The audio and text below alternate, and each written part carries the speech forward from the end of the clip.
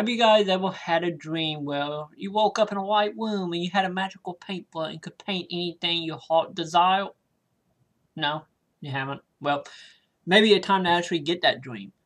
Because it looks like a little game called Unfinished Swan will give you just that opportunity. But that night, he woke up to find the swan had disappeared. So he took his mother's silver paintbrush and followed the footprints into a little door he hadn't seen before. And the story of Unfinished Swan is a quote you play as a little boy Moreau. After your mother had passed away, she was a painter, obviously, and had done a couple hundred artwork, but when you are put into an orphanage, you was apt to only blame one. And of course, you blame a picture of a swan and your mother paintbrush to remember her by. And one night you wake up to find that the swan is gone and have walked through a magical door that have opened the little boy room.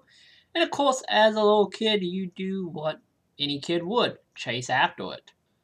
But the story overall, before we get to the gameplay here, it pretty much told as a childhood story you could easily grow up reading. And the production it made up just as that. Every chapter will begin with a book turning the pages, and within the game you will find pages that will be a small little sketch with about a paragraph of dialogue explaining the situation of the character, the king of the magical land that you have stumbled into. And they really get the feeling across that this could have easily been a childhood story you could have grown up with. And hopefully the kids of this generation will actually play that and actually grow up with it like it seemed to be entailed to be. But the gameplay of Unfinished Swan is, of course, you start off in a blank landscape, and all you have is the power of a paintbrush, where you control paint into the environment to pretty much put down a black layer showing you doors, items, and whatnot in the land as you try to find your way through. And of course you can do that either with the 6-axis or with the PlayStation Move if you have one of them laying around. And the game pretty much started out just as it, figuring out how to get from point A to point B by using your paint to show the environment so you can find your way through that blank, empty area. But once you get a little farther into it and the story get a little more involved, you find out more of the land have, say, corridors or shading. And it don't really come at much about using your paint to get around the environment of complete white. It becomes more of like a small little puzzle game of how do you get from point A to point B. The puzzles are not that difficult really at all.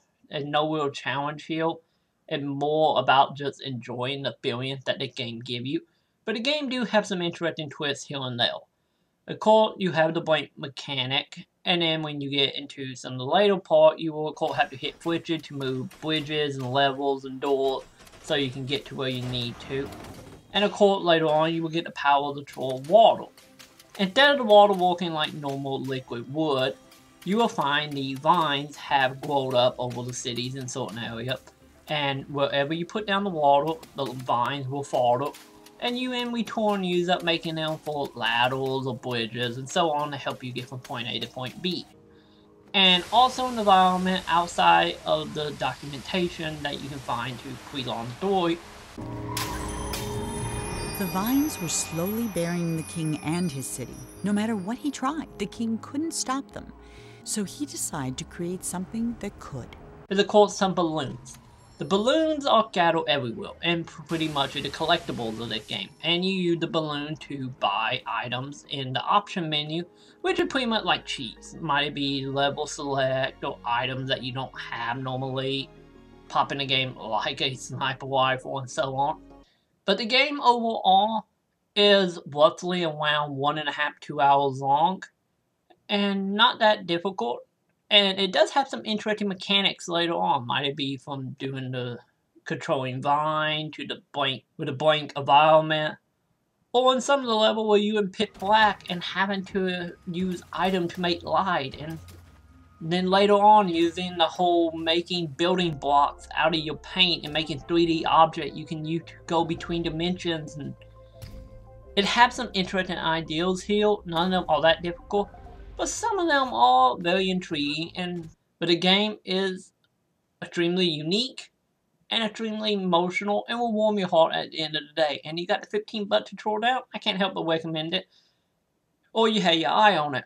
This is probably something you need to look into. But for people who wanting a more action-packed scenario or doesn't enjoy taking in the story, might be a little torn off to this.